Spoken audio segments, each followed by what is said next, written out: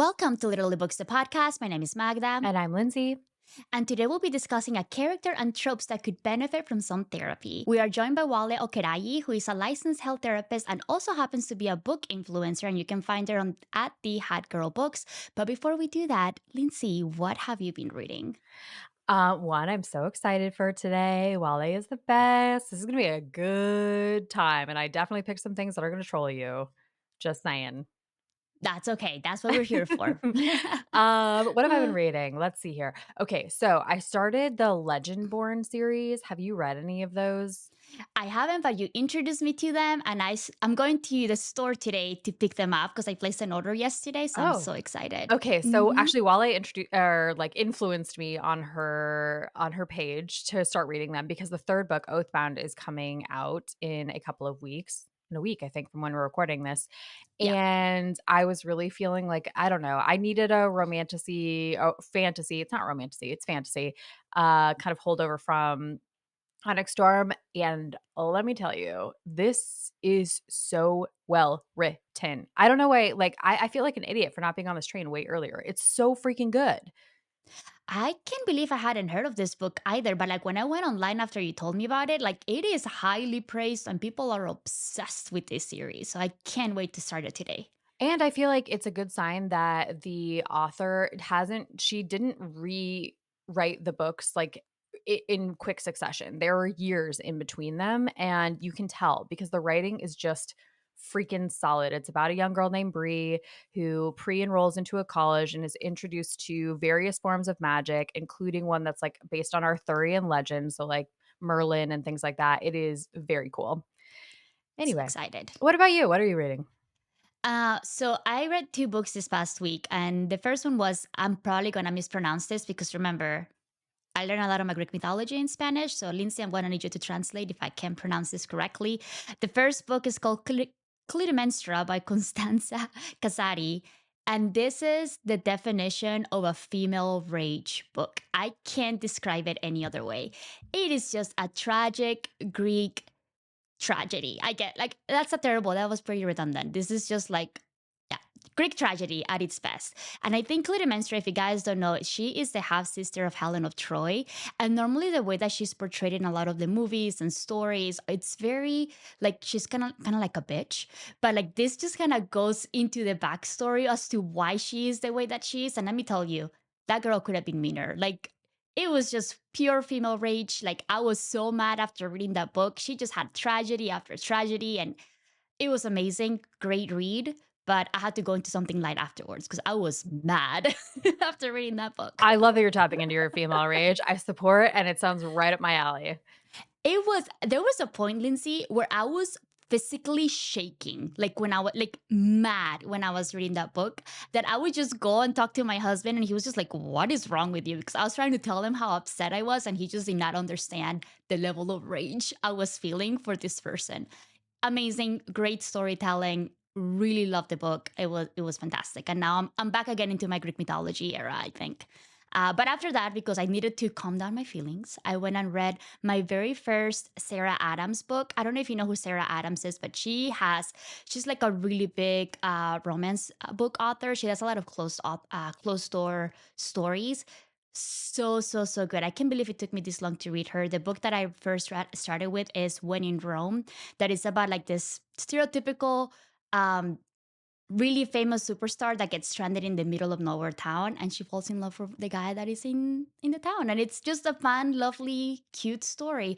But that did make me think, have you ever noticed that a lot of these like small romance, either like movies or stories, it's always the girl that is a big city girl, and then she goes to the town and she's the one that stays in the town instead of the guy.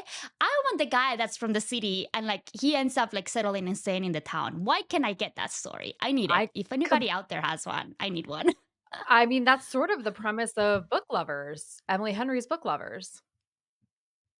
Kind of, yeah. I mean, they're both Kind like big of. publishers. Yeah, True, kind true, of. true, true. Yes. But I'm with you. Yeah. I'm with you. Like, I'm not moving to some small place. You have to fundamentally change your personality to wanna move to the middle of nowhere, and I'm not buying that some chick's gonna do that just for a guy. Exactly. I Yeah. think for this one it worked because she was like, Taylor Swift level of fame. And like it was pretty much her way to pretty much get away from everything because like everywhere that she goes, she just gets followed and people take pictures of her. And the people in the town are really, really protective of like their people that live there. So they're just like, I don't know, they're just badasses. And it was really fun. So it worked. But it just made me think, I want the story of the guy that leaves his big city job behind and becomes a farmer. Give me that. Anyways, that's what I've been reading. You want to take a little bit of a break and then we'll get into some book news? Sounds good. Welcome back. We are gonna get into book news. Magda, you wanna get us started? Today we have a couple of news from Eileen Hildebrand's, I guess, cinematic universe, I guess I want to call it. So the first one comes from we just found out that Peacock has picked up the 5-star Weekend series, and Jennifer Garner is going to be starring on it, which is pretty exciting. If you guys are not familiar, the story goes it's a famed food influencer known for her delicious recipes, impeccable taste, and warm demeanor who suffers a devastating loss. Unable to move forward, the death starts to expose the cracks in Hollis' picture perfect life. We don't really have a release date on this, but I'm excited. I really love Jennifer Garner, so should be like a fun watch, I think. Yeah, and continuing on with the Elin Hildebrand news, which I haven't read much of her, but I have a cousin who's very into romance and she is obsessed with her. So these are for the romance girlies. But she also is set to release a new book that called The Academy that she co-authored with her daughter, which I thought was so interesting and something I would never do with my mom.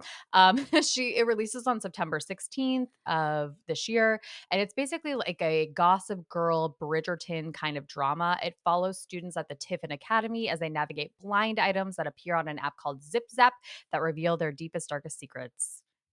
Ooh, that is very Bridgerton-y. Next thing up, a study finds that public library visits increase mental health. So a study from the New York Public Library surveyed up almost 2,000 users on how the library makes them feel, and 92% reported feeling very calm and peaceful after visiting the library. 74% said that the library use positively affects how equipped they feel to cope with the world, and 90% positively affects how much they love to learn new things.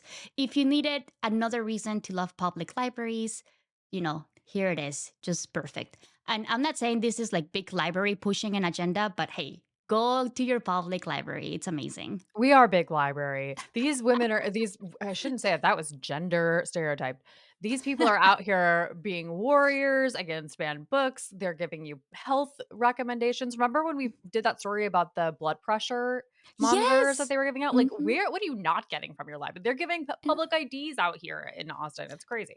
Yeah. Cooking classes, I mean, exercise classes, they're here with everything. Love me some public libraries. coming through. Okay, and then to end with one more positive story for a book that Magda found highly depressing and wish she hadn't read if you listened to our episode last week. Barbara Kingsolver's Pulitzer Prize winning book, Demon Copperhead, was using profits from the book to build a rehabilitation center. So when Barbara Kingsolver was writing Demon Copperhead, she explored a lot of themes about the opioid crisis, particularly how it affected small rural communities in Appalachia and now beyond. And so she used the proceeds to build the Higher Ground Women's Recovery Residence, which will house between 8 and 12 women who are suffering from drug addiction, offer them a place to stay for a very small fee for up to 2 years, well as other things like counseling and free community college classes. I love the reach that this book and this author have taken. I think it's the coolest thing ever. Yeah, this is just one way to really like positively use the image, like the book and something really good and hopeful coming out of it. And it just makes me so happy. So, way to go. Okay, should we take a little break and then come back with Wale and some seriously messed up characters? Let's do it. We'll be right back. Welcome back, everybody. So now we're going to get into our main topic with Wale Okerayi, and I'll pass it over to Lindsay. Welcome, Wale. Okay, so Wale Okerayi is a licensed mental health therapist and a passionate literary enthusiast, uniquely blending her professional insights with her profound love for literature. Her work as a book influencer, particularly through her platform at The Hot Girl Books, focuses on celebrating and sharing BIPOC stories. Wale's dual role enriches her contributions to both fields, making her a valuable voice in discussions around mental health and literature. And the most valuable valuable voice for the discussion that we're having today. I'm super excited to have you. Thank you. I'm so happy to be here. It's always so weird to hear a bio written about you. Like, oh, yeah. That's me. I honestly feel like your bio undersells you. Oh, wow. It's like, Okay. she's a good time. She loves Lego. She's the best nails in town. Great YouTube. This is just great fashion sense. So much. Also, I feel like for me, I like to always add that I am a reality TV guru, I think. So this is a reality television podcast now. Screw books. There could be something into here. You guys just tell me what to watch and I'll just come back. I mean, there's so much. Tell you I don't something. even, there's so much. I don't even know where to start. But speaking of therapy and of books, I think we normally start all of our interviews with our guests, kind of asking them, what was the book that made you a reader? And if you cannot remember, what was the last 5-star read that you just recently read? Okay. I don't remember the book that made me a reader. I feel like I don't remember a time when I wasn't reading. The last 5-star book I read is a book that's not out yet. And I knew it was going to be a 5-star read before I picked it up. And I love that for me. I love when I open a book and I'm like, yeah, I knew I was going to like it. And I do. And it's The Girls Who Grew Big by Leila Mottley. It comes out in June. And it's about 3 girls. They all are in this small beach town in Florida. And what brings them together at the beginning is that they all are teen mothers, basically. One of them had twins when she was 16. The other one had a son like a couple months before. And then a new girl is pregnant, but she's from Indiana, and her parents basically sent her to Florida to live with her grandma and have the baby, and then like give the baby up and then come back as if nothing happened. So they kind of all find each other due to that, but it's like everyone's story is so intricate, and like at the core of it is sisterhood and like found family. It was really beautiful, very difficult at times to just kind of read just because of all the things that they had to like navigate. And the first page starts with the first girl giving birth to her twins in the back of a pickup truck. So yeah, I was sold pretty much from there. I will have to pick that up. Yeah. I think we might have to read this, Lindsay. It's really good. I think there's so much to discuss about it. Like there's like systemic issues, just like society's views on like teen pregnancy in general, lack of resources, trying to make something out of nothing constantly as a mom, and like defining motherhood like at a greater scope. Yeah, I loved it. Especially as soon as you said teen moms, I'm like, oh, because they're growing up alongside their kids at the same time. Basically, like, right? Yeah. Like, yeah. Oh, I miss them. I do. They were stressing me out. I'm not gonna lie, because like when you're older and you're reading about like teens and you're seeing the decisions that they're making, and you're like, don't do this, it's bad. But you're like, oh, but they have to learn that it's bad. But then you're like, I don't want you to have to learn this way. That's kind of how I was feeling throughout the book. Yeah. So my mom had my sister when she was 17, and we joke about this all the time because my mom was a lot older when she had me. And so my sister and I say, like, we had 2 different parents. Right. Like, how are you doing anything by yourself at 17? It's crazy. Yeah.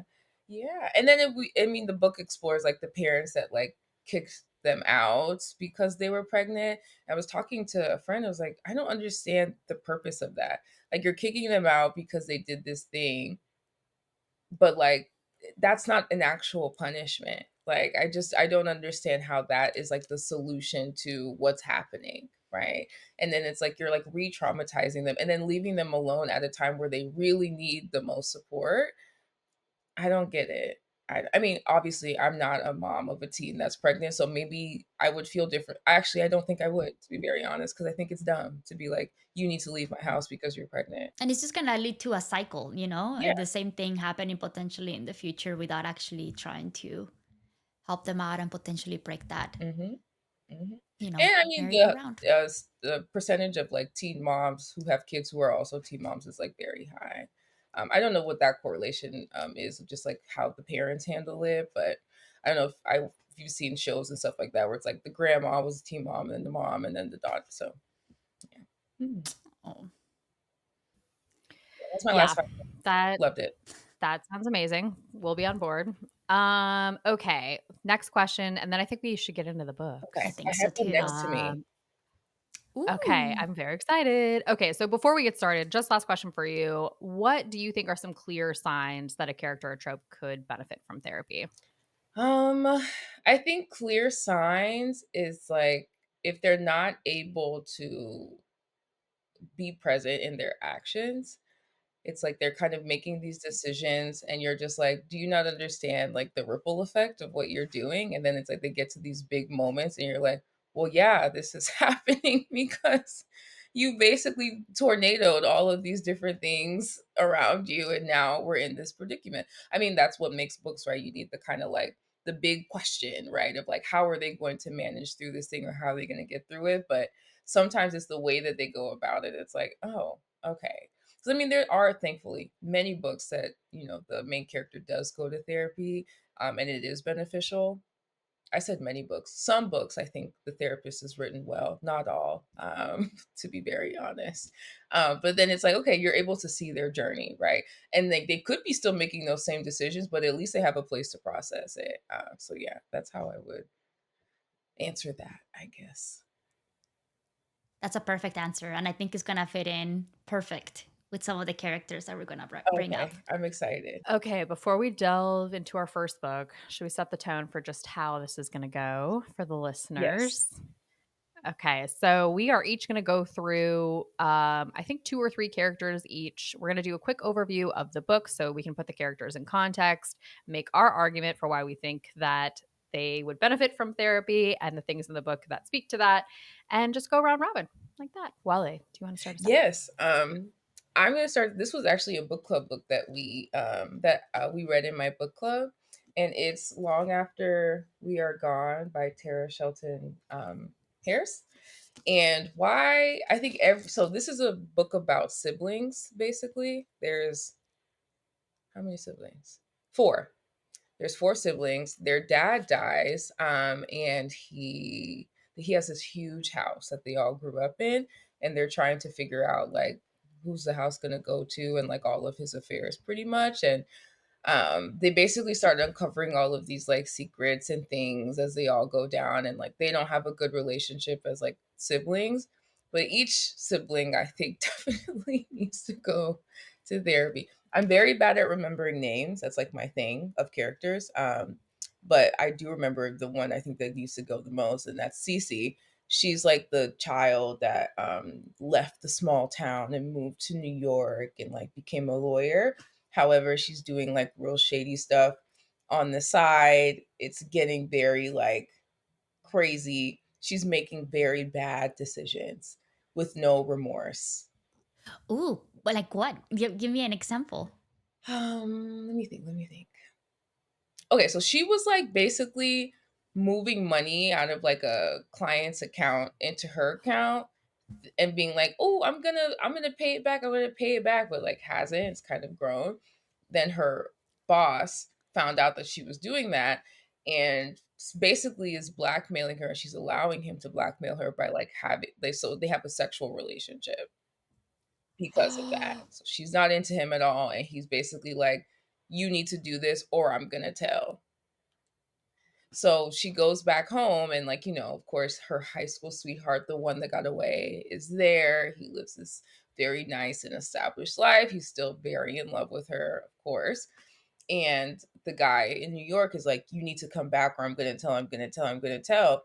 And he's like, "It's cool. I'm actually going to come down there because I have a meeting, and I'm bringing one of our clients, and we're going to try to get him to sign." And so the long-term boyfriend or the high school boyfriend's like, "Don't do that. Like, this guy's been blackmailing you. Like, you should not meet up with him." Of course she does, right? Because she's like, "He's blackmailing him and meet up with him, whatever." And the guy basically is like, "You need to, hook up with the potential client to get him to sign, and I'm going to be here too." And she was like, "What?" So it turned into a very spooky situation, right? Like very scary, but the high school sweetheart, of course, saves the day and he like swoops in. But yeah, she makes a lot of decisions that is like, Oh, maybe sweet not. Cece. Yeah. Their mom died while they were all young. So it was just their dad. And then now he's gone. And so she has guilt about like leaving home and not visiting as much and like all these different things. She has like barely a connection with any of her siblings as well. She's known as the one that's like very rich and just like uppity and doesn't want to be around them and is like too good for the small town life. But she's just like very wounded and just needs to really like process that. It's so tough in stories like that too, because like so often the romance element of it, like the high school boyfriend coming in to save the day, is satisfying for the reader. But then in real life, you're like, but then this character doesn't have to grow and make these decisions for themselves. And Well, it's just like, in this case, I do agree with you. And I was like, I don't want to spoil the book. I feel like I have to say it in relation to what you're talking about. If you are going to read this okay, book, just skip for the next like minute.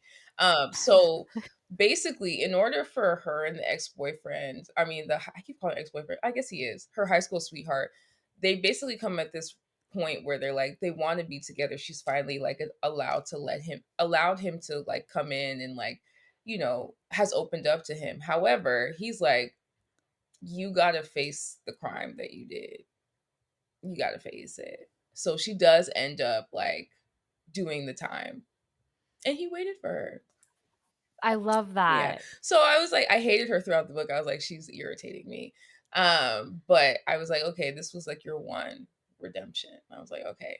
Because it could have been easy, right? Like they just got back together, nothing happened, everything was cool. But he was like, no, you did a bad thing. And you need to own up to it. So I will say that was her thing. And I think in their relationship, right? Again, this is something where she should still seek therapy in general because sometimes those relationships can turn into codependent relationships, right? Because he then has turned into the person that like helped her become a better person. And sometimes we as people rely on that too deeply and that we don't really have our sense of self established for our own, like in our own words and in our own point of view. So I would say like definitely still needs therapy.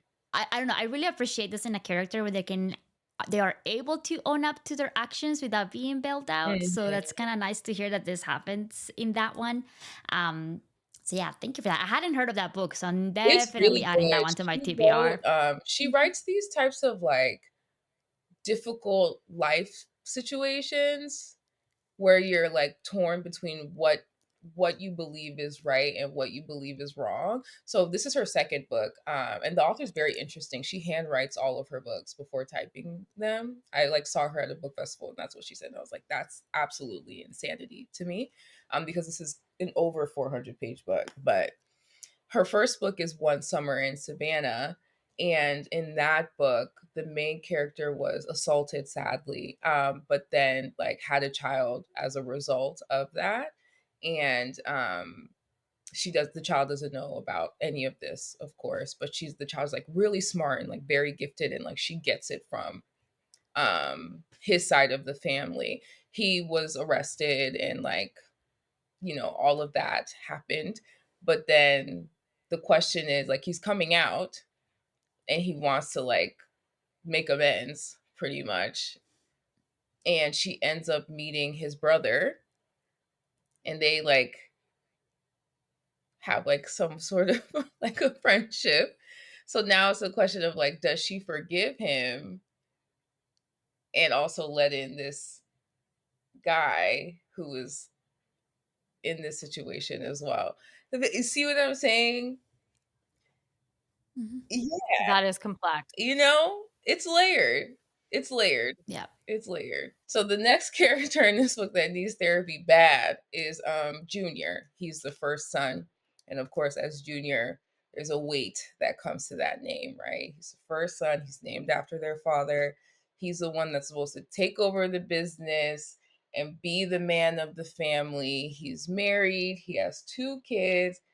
And he also has a secret relationship with a man. Oh no. I feel bad for him, his family, Yeah, everybody that is being hurt by this. correct, right? And he's struggling with his identity, right? Because his identity has already been given to him from birth. He's Junior. He's supposed to be a family man, hetero, cis man that's like, I take care of my family and that's it. But I don't want to assume, for he doesn't really kind of like come out or anything, but he's queer. And he's in this relationship with this man, and like he's like, I want more. And so, oh, I forgot about this part. Basically, his wife finds out, but she's like, it's cool. Kind of. Like, you go out and do this for a couple of months, and then you come back, and then we're a family. I don't know why she agreed to that. Yeah, so him and the boyfriend were like living together. Everything was like, it was like a cute little bubble, right? And of course, like that wasn't going to last forever. So for Junior, I feel like he needs to really like unlearn and like free himself from the responsibilities and the roles that have been placed on him, and then embrace who he actually is and who wants to be and who he wants to grow into. That's what I think he should definitely seek therapy for sure. But yeah, messy, right?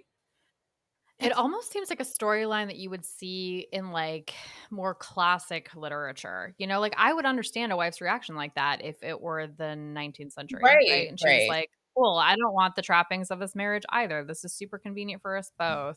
But it is really interesting to see that in the context of like a modern book where Right. it's like, "Oh, but like in I mean, not perfectly, but in a lot of ways it's like you have so much latitude to just like make different decisions." It's Right. crazy. But then you empathize with them a little bit because they live in a small town, right? So it's like small town news spreads very fast, and her dad is like, he has a lot of like power in the city, and she's like, daddy's girl, so like they have to like visually be this very put together family. So for her, it was like, you go out and do that in secret, get it out of your system, and then on like in the front, when people are looking at us, we're the perfect family. Which again, it's not sustainable. Nobody is happy in that scenario at all. And then it's like they're poor kids, right? Like they're in this now too. And she kept trying to use the children to get him to commit to the family. It'd be like, what am I supposed to tell them? And like, we have kids together. Um, just all bad. So it's like, I think in conclusion, this whole book, all the characters in this book yes, could use some all of it. And therapy. mind you, that's only two of the four siblings that I talk. All of them are like, ooh, you guys, some extra from support would be really good, I think.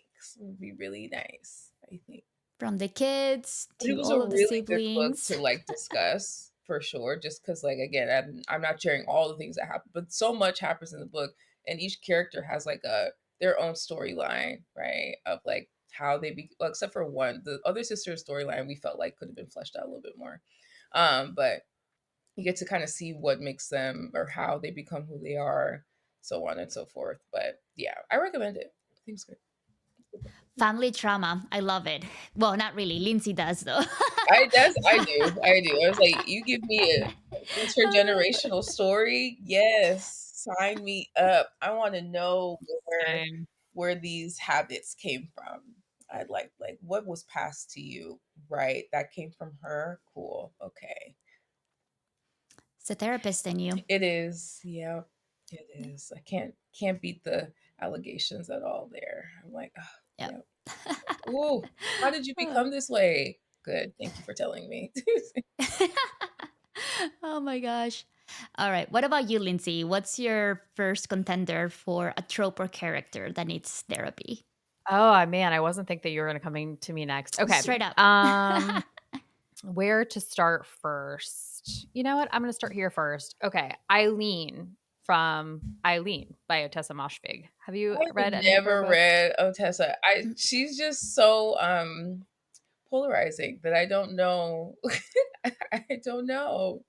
Like there's so many things I've read about the work that I'm like, I don't even know if I can engage in it. But I might, just to see what the hype is about.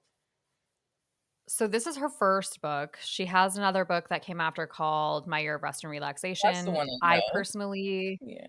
I keep reading them and I understand why they're polarizing. I hate every character she's ever written. But Every single she does one? and she Wow. Haven't liked a single character in any book she's ever written. Not a one. They're not likable. They are not fleshed out. Like their interior lives are not fleshed out at all, which I think is like, and I think that's why I'm so like, but how? Like, how are you? You're giving me nothing. You're Right. giving me nothing to make them sympathetic. And I think that is the weirdest, boldest choice I've ever seen in a writer, just to be like, yep, they're hateable. They're hateable women. Deal with it. They live their lives. And you're just like, okay, yes, I must know why. Why did you choose to write this character? And Eileen is like a really good example of that. And I'll just do super quick summary of the book. Eileen is 24 years old. She lives with her alcoholic father in a very small town in Massachusetts. She's a secretary at a juvenile correction facility called Moorhead in the 60s. Oh. She's very isolated. She doesn't have any friends. And then this new director of education comes into the correctional facility. Her name is Rebecca St. Stevens. She's very elegant, beautiful, charismatic, toxic to the max. And basically, Rebecca draws Eileen into this friendship by manipulating her at every sense and then gets her involved in shenanigans with one of the young boys No. that's in the correctional facility. So yeah, where to even I mean, she needs the reason and Eileen, I think, is like a character that again, not likable, but you're just like, this is what happens when you are disconnected, particularly, I think, from female friendships. Eileen's mother died when she was young. She has no other friends. And so she's just so willing to like open herself up immediately in a really vulnerable and irresponsible way to this like hyper narcissist immediately. And it's just, I think about the book all the time. Again, I don't even know if I can recommend it to anyone listening to this. It's a I mean, real the it's storyline, I'm something. not gonna lie, sounds very interesting. I knew where you were going when you said the boy, and I don't love that. I do. I want to be clear about that. I hate when there's like any sort of like ew. But Mhm. for complex characters, they both sound very complex, and it's one of those things where it's like, I feel like sometimes characters that are written like that, it's like you're looking at for what bonds them, and oftentimes I feel like people can see very specific darkness in other people, and that's usually what is the main connector. And that kind of sounds like the relationship between Eileen and Rebecca. That is a perfect explanation. I should clarify too, there's nothing like explicitly sexual that happens with the young boy, although I don't know. I think an argument could be made either way, but I don't think it's not explicit in the book. So in that way it sort of saves itself. But Uh, yeah, I don't even know what to say about that character. They're just like, I want to feel like every human is redeemable, which is why I think about the book a lot. But Mhm. she really like, I've never seen an author just put characters out in the world with like less protection. She's just like, good luck. You're either going to be hated or liked. And you're just like, this is It's like, wild. do you hate No them empathy too? Maybe whatsoever. she does. Maybe she hates them too. And she's like, yeah, be free. Be free. I don't Yeah. know. Now you're making me rethink because I had the year of rest and relaxation because I love the cover of that book so The much cover in is my TBR for great. 2025. And I'm like, oh, I don't know if I want to get down that rabbit hole. Oh my gosh, people either absolutely loved that book or absolutely hated it. And I just never read it, so I don't know. I don't know. Me neither. I have both experiences with that book. I hated it when I read it, but I think about it all the time because I'm just like, I don't know. It's just like kind of like a privileged chick who doesn't like her life. I mean, that's like I mean, it's, I don't even know. I don't even know what to say about her. It's really left me adrift too. Like, it's not a book I would recommend reading for your mental health. But I feel like books like that are also important in the sense of sometimes it's good to read these types of books so that you can like tear them apart critically, if that makes sense. Because I think just like saying something like, oh, I just didn't like the book because I didn't like the character, it's a little more chicken on that bone. Like I feel like we could dive a little bit deeper. We could like what specifically about the character did you not connect with? Okay, why do you think the author wrote that in this way? Like I just feel like sometimes books like that, it's like easier to answer those questions than like books that are just kind of more straightforward where you're like, oh yeah, obviously like this is why the character did this and that. But in that case you're like, so what exactly do you not like about your life if you have all these resources? That is it. That's exactly like I think, and this isn't always the case, but like I often find the things that make me most upset are things about myself that I like truly hate. So like Eileen in that book, it's her like need to be liked that I'm like, ugh, I hate that. It's disgusting. But I am that way. So I'm like, yeah, this is more about me than it is about this. I mean, the character is also terrible, but that instant gut reaction of disliking her comes from that place. And I just think I kind of love What that. a reader does, I think, right? Like, I want to be very specific about that. I'm not saying like this is just a very loose definition, but for me, it's like when we're talking about things like bibliotherapy, for instance, like that is a part of the work, right? When you're like, okay, you didn't like when the character did this, why? Because it's like she's trying to like be liked all the time. Okay, and that's something that you see in yourself. Cool, let's talk about that. Like, where does your feelings about needing to be liked all the time come from, right? Or what do you end up giving up in order to be well liked by so many people, right? And it's like we started talking about the character, but now we've ventured off into just you. And I think that that's the very beautiful thing about books, if we allow it to be. Oftentimes we're mirrored in these characters, and like it can be really like hard to see, or it can be really empowering. Like, okay, cool, you went about the situation this way, I too am going to try to go about it this way. Or you went about it this way, I will never do that. Thank you for letting me know. I will never take this path. That was beautifully said. I agree. Magda, you want to give us one of yours?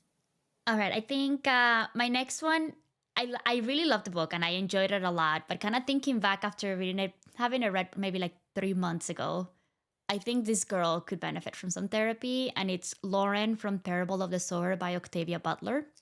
If you guys are not familiar with the story, just a quick little blurb about it. In the future, with the world descending into madness and anarchy, Lauren begins her journey towards a better future with her newfound family and fellow refugees. It's pretty much the end of the civilization as we kind of know it, and everything is crumbling around her. Her whole family, everything, her place that she grew up gets destroyed, and she decides to head north. But I think some of the things that she does in this book, like, I don't know, I feel like she starts dating this guy that is like 30 years older than her, and I'm just like, this is a little weird, but okay. But then we start getting into like she starts pretty much creating her own religion, and I think it's just a way for her to kind of compensate and understand what's going on around her, and a level of control on what she's able to kind of control, which is her thoughts and beliefs, and she just kind of puts it into this belief system into that, and obviously like the world around her is kind of crumbling, so there's not really access to therapy, so that's her way of handling that. And I just, Right. it kind of broke my heart a little bit. Granted, I haven't read Parable of the Talents, which is the second book. I finished with the first one, but I just kind of kept thinking about that character, and I'm like, oh, this poor girl has seen some very traumatizing things, and that's just her way of seeing the ways that she's able to kind of manage around her. Yeah, no, what you said about control is very important. Yes, I have read Parable of the Sower. I haven't read it recently. I don't know if this is the right. I mean, everyone is like rushing to read it right now because everything does feel very parallel. But I was like, I think I'm okay right now.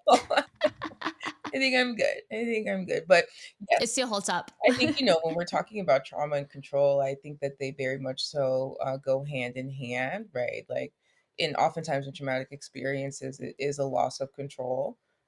So, in not being able to deal with those very big and complex feelings, right? You're trying to gain control however you can.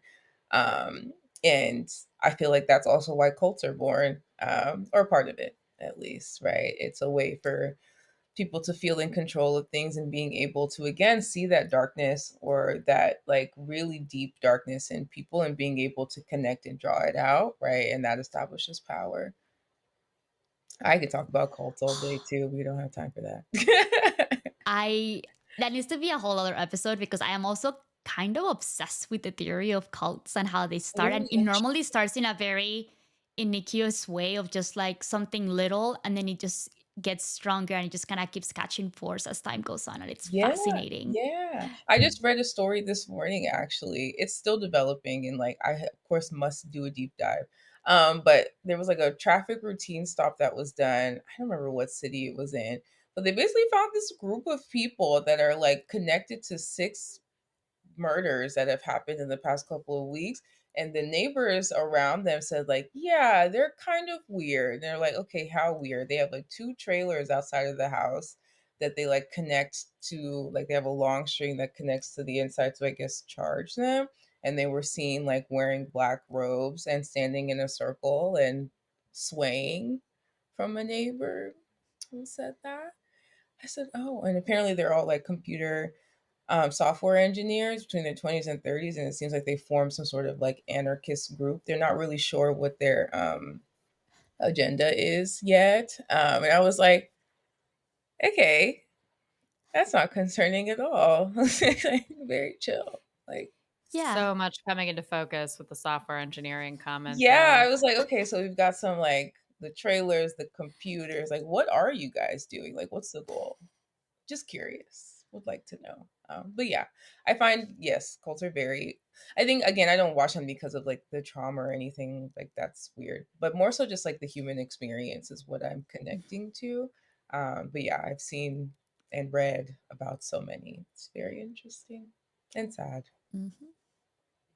It is sad. I think that's the ultimate feeling of it. I think once all the documentaries that I watch, like you start out like kind of laughing, and at the end of it, you're like, oh, this is not great for anybody. No, Makes me sad. no, Oh, no. all right.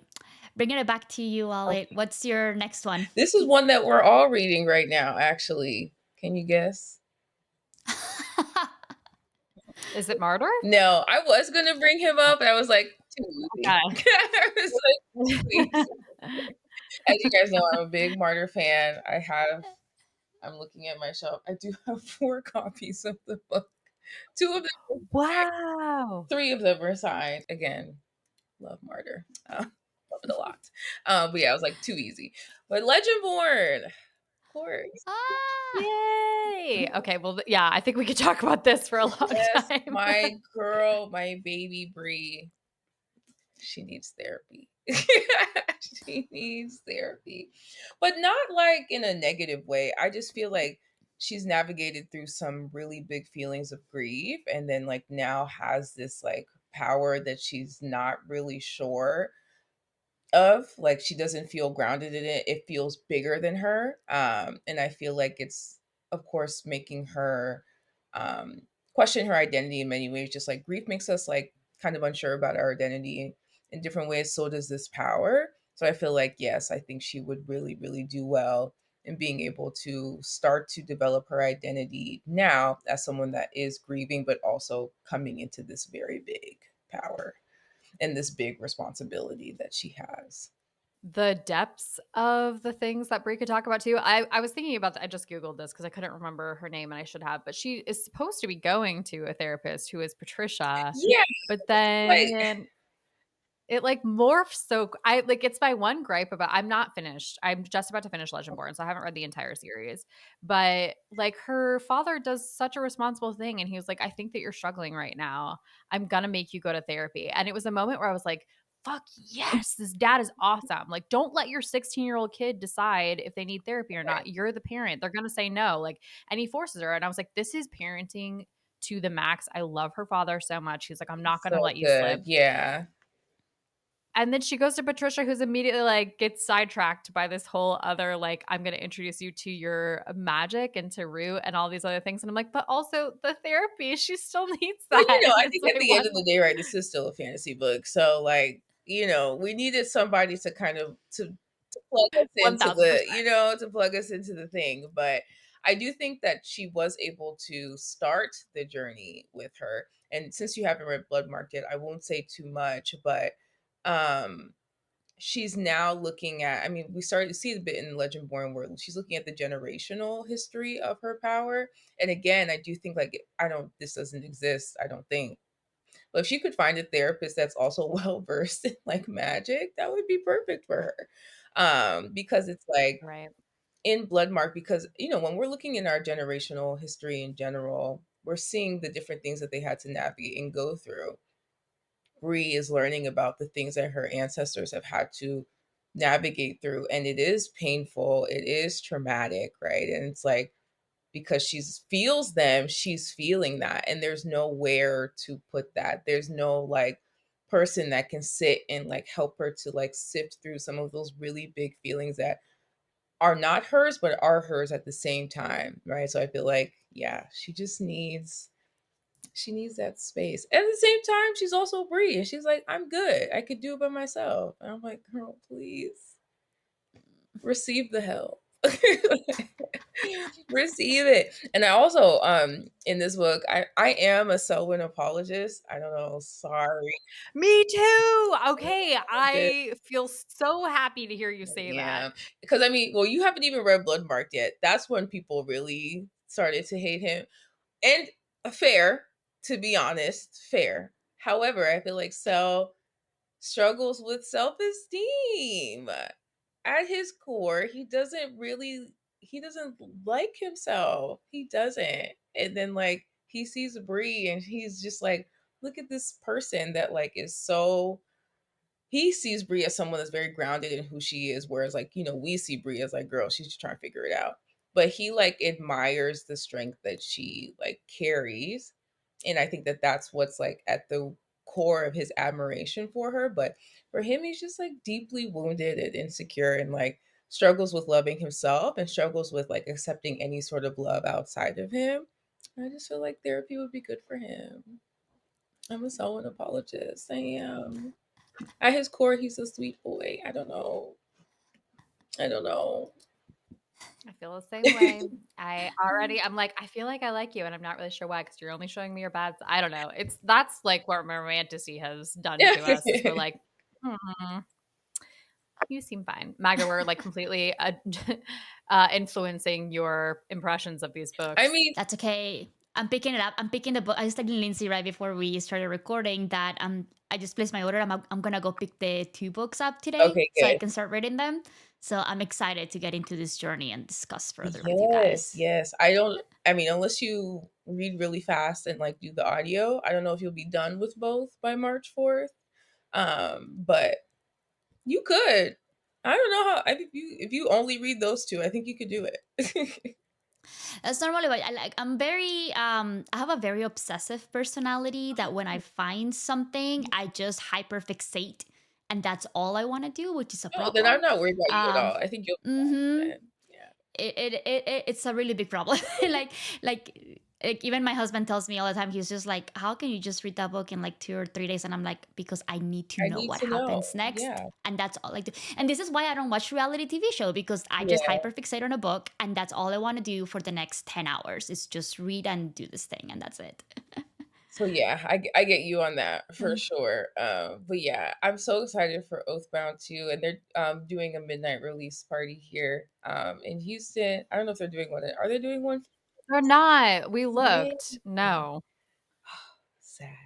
Um, I know. but yeah, I'm really excited. I love Legendborn. The series was the first fantasy series I read as an adult, so it's like very special to me. And honestly, I think it's the only fantasy series that I've kept up with throughout the years. Yeah, I want everyone to go read this series because the writing is it's so so good. freaking And, good. like, the It's way that she, so like, good. folds in very real issues, I think is done in a way that's very beautiful. So you see more of that in Bloodmarked, where she talks about racism, just systemic racism as well, power, again, grief, generational trauma, identity.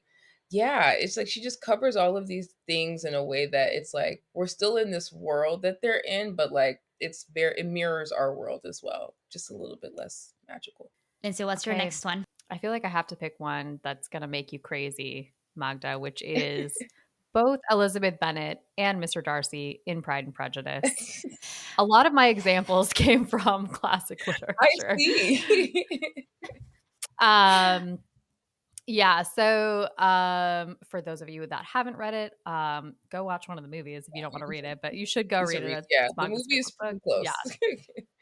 Yeah. Yeah. So it follows Elizabeth Bennet and her sisters as they navigate life while coming of age in the early 19th century. She meets Mr. Darcy, makes a bunch of judgments based upon her initial interaction with him, and they have sort of an enemies to lovers arc. Um, I think this is the miscommunication origin story. I think that so much of the interactions could have been saved by just like a 10-minute Not even conversation with 10. direct responses. Yeah, like just a quick, we are navigating constant misconceptions across both characters. And then it was really funny when I was looking up, just like I was checking my summary against summaries online. I saw one that said like it's Elizabeth's journey to determine the difference between a conversation that Magda and I have all the time, the difference between the ideal of good versus someone who's actually good, and that is what Mr. Darcy is like the incarnation of. And I thought that was really interesting, 'cause that is one of my favorite themes in any book is like, what is good, like how does good act, what is it really? And so yeah, that's my next choice. Completely agree. Yeah. In defense to them. You know it's gonna come out in defense to them. I was like, she's never gonna let me get away with this. Yeah, go Nothing ahead. wrong But totally about it, agree. so. I think it's, it's set in the 1800s. They don't really are able to kind of have long-winded conversations between them too long because there's Fair. always people around them. There was no text messaging or anything, so they could potentially only write down letters, which is what Darcy does ultimately at the end, explaining everything that kind of happened to Elizabeth. But I completely agree, because I think Elizabeth has this innate feeling that she is, I don't want to say better, but she feels at times that she's like smarter than everything and can kind of pinpoint to judgment right away, which is definitely not a good trait for somebody to have. And I kind of fall into that a lot often, that you can kind of go into quick judgments without knowing the full picture. So totally get that. But I do feel that it works for that book just because of the time setting. Right. But yeah, they could potentially definitely use some therapy for both. It would have been a really short book. Otherwise. Yeah. I'm wondering, like, do you think Prejudice would do as well as it did then now? I don't think so, personally. I was like, yeah, dear, yeah, because now it's like, just send a quick text and explain it, guy. Like, what's going on here? Like the miscommunication trope, I can only do so much of it before I'm like, please, it's enough. It's enough. You guys keep missing the point. And it's been over 100 pages. No more. Exactly right. I completely agree. I often wonder this, because that book has been a lot of classic literature has been like recreated a million times over. Like I was just listening to a Especially podcast Pride the and other day. Prejudice. Yes, and I'm just like, in the age of like more empathic, like I feel like, the Zoomers and like Gen Alpha are like trending toward this more empathic state. Is that going to die off? Or like they just going to be able to say like, your actions don't really align with my perception rate in this moment, and I've had enough therapy to know that that's probably a sign that I'm the problem, and then they're just going to move on about their day, Yeah, to be honest, yeah. Well, then you're also like expecting people to be very self-aware, and I don't think we're there yet. Yeah, fair enough. I just got to be honest. Like, and that's not me being on like some sort of like, I'm better than everyone. Like, no, like self-awareness, I think, is a daily practice. It's an hourly practice, honestly. It's one thing to be self-aware and then to also communicate what's actually happening for you. And that takes trust and safety that a lot of us don't feel with each other. So, yep. And this is why we have you here. Exactly. All right, Magda, next one. All right. So this one is going to be more of a trope. And I think I have two examples of the books that kind of fall into this one. And it's the type of trope where like characters get thrown into a fight to the death that it's going to go and be publicized in one way or another. So my examples is going to be Hunger Games and Chain Gang All-Stars, where we have our main tropes that kind of get thrown into this sort of reality TV situation where they have to fight and kill to the death in order for them to survive. And ultimately, it ends up being into some sort of revolution in both cases. The two characters, so I'm going to kind of pick Katniss and then potentially Loretta Thorwar from Chain Gang All-Stars. Both of these two characters have gone through so much crap. And I think they just need therapy just to kind of process the situation that they were in. I think they both did the best that they could with the situations that they were surrounded in, and like ultimately ended up being in these really tough situations. But just having somebody to talk through like the amount of killing, betrayal that they go through, and just being put in a position of a spotlight where people are looking up to you as a leader, and you're just like, how the heck did I even end up here? right. That has to be so much pressure that I think they could benefit from some therapy just to kind of discuss that through. Obviously, they did not have that. I want to say there was no time for that, or resources. Exactly. But it's so interesting, because the next Hunger Games book is coming out this year too. As an adult, I don't know if you both have experienced this. I mean, first of all, Chain Gang All Stars was a really, really good book. It's a book that I think I might reread, and I think would do very well as like a show or a movie. As we all, Yes. I'm assuming, feel the same way. But because of Hunger Games has just been around for so much longer, and I was one that read the books and then watched the movies.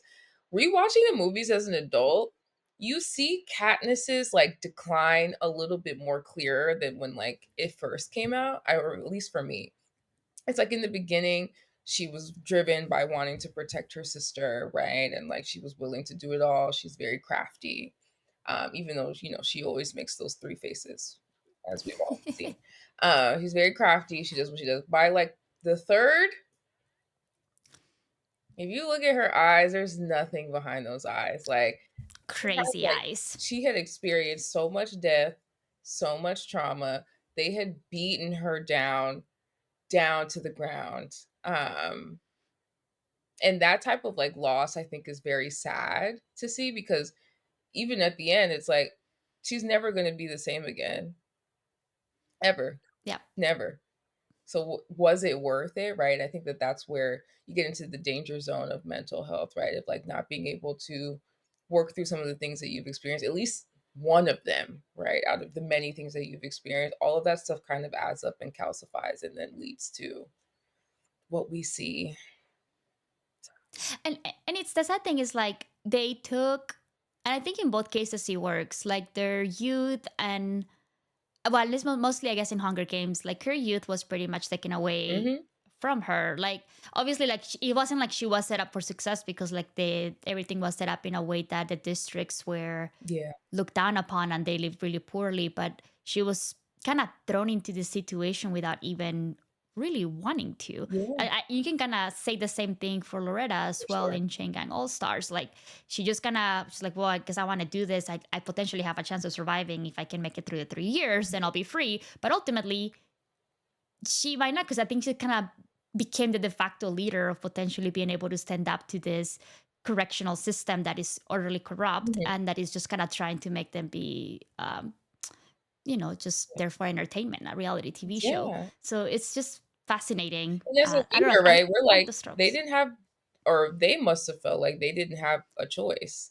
That Exactly. choice was kind of made for them. And I mean, as people, the hope is that we always have choices, right? And we can always make choices. But when you're in these particular situations, the question is like, do you have a choice? Like, did Katniss have the choice to not be the face of the movement? I don't know, to be Yeah. honest. Did Loretta have that choice? Like at that point, she had a goal in mind without, of course, equating the issues of systems, right? Like you can be promised these things, but if the systems are still at play, well, things can be taken away very quickly, right? But she wasn't thinking Yeah. about that. Her choice, she's thinking, the choice I'm making is to get out of this situation as best as I can. Mm-hmm. I often wonder that, like, what is the book with both of these books? What does the next book look like Right? when the mission is done and you just have to live? That's something I Like relate how to very I like think about that all deeply. the How time. do you keep going? I think about that all Yeah. the time. Like for people, for instance, not to bring up cults again, but for people that have survived cults, like it's like they're out, in the perfect world, right? They're out. The cult leader is like facing the time for the crimes that they've committed. Everything is cool. So you just go to sleep and wake up tomorrow and just Yeah. go as if you didn't spend basically a big chunk of your life, lose everything, everyone in your life. You're supposed to just wake up tomorrow and be like, oh, I'm out. That's where the work is. That's where the like, Terrifying. okay, now you have nothing to do. You're just in life with your Yes, and thoughts. Yeah. there's a documentary that I think did that well in a way that I haven't seen done before. The documentary itself was not that good. Dancing with the Devil. I don't know if you guys have seen that. Oh yeah, about the TikTok Yes, dancers. yes. The reason why I think that documentary stood out to me, again, it wasn't done well, but there's a woman that did leave the cult after being in there. I think she was there for maybe 18 years or something. A long time, right? We're seeing her having to like start from scratch as someone that's in their 30s, right? So she has a sister who was also in it, and like left a lot earlier than she did. And the sister's like, hey, I wanted you to come to my daughter's birthday to help set up, and you just didn't come and you didn't call. And she's like, I'm trying to care about your daughter right now and you. And it's like, that was like a moment where it's like, yes, like she's not at that level because she doesn't actually know who she is outside of this space. Anyways, right. And we saw that with Katniss too. So all said and done, she opened that door. I was like, she looked out to nothing. It's like, what is she supposed to do? Yeah. It's a Live in the Delulu. You have to just live in delusion, I think. Yeah. Sorry, Magda. No, I was Go gonna ahead. say it's a very bittersweet. Both of these books, honestly, they Yeah. both left me in a very bittersweet state that I was just like, oh, I need to go read something happy now because I can't do this. That's where I'm at right now. Really, everything I've read recently has been so sad. Oh my gosh. We've kept you for a long time, but I want you to We'll have to round us talk out about with this one last more. one, and then Yes. we can wrap it up. My last one, and an author that is so funny to me. She truly is. Anna Dorn, Exalted. I don't know if you guys have seen or heard about this book. Let me tell you. I haven't heard of it. So, hold on, I gotta get the main character's name. I don't remember names. Emily. Right. Beautiful, There you beautiful go. cover, by the way. It's a That's a great beautiful cover. cover. We love a good Mhm. cover. We do. We love a good cover. Mhm. Emily is an Instagram astrologist living in LA. I'm not joking. I'm in. I will read it. Yes, Love that's it. it. Correct. Sold. Yeah. Instagram astrologist. She's got like, I think she said she has a huge number. I want to say she might have 200K or something like that. Like a big number. People pay her like, I think 250 to do birth chart readings, and that's how she's been able to like sustain life living in LA. She wants to be an actress, but like astrology took off and she got to pay the bills, so it is what it is. So it's two stories. It's Emily's story, and then hold on, what's that other lady's name? Dawn. Dawn is a 48-year-old elder lesbian, and she struggles with severe anger issues, real bad. And she's been in many toxic relationships, right? So we're getting both of their stories.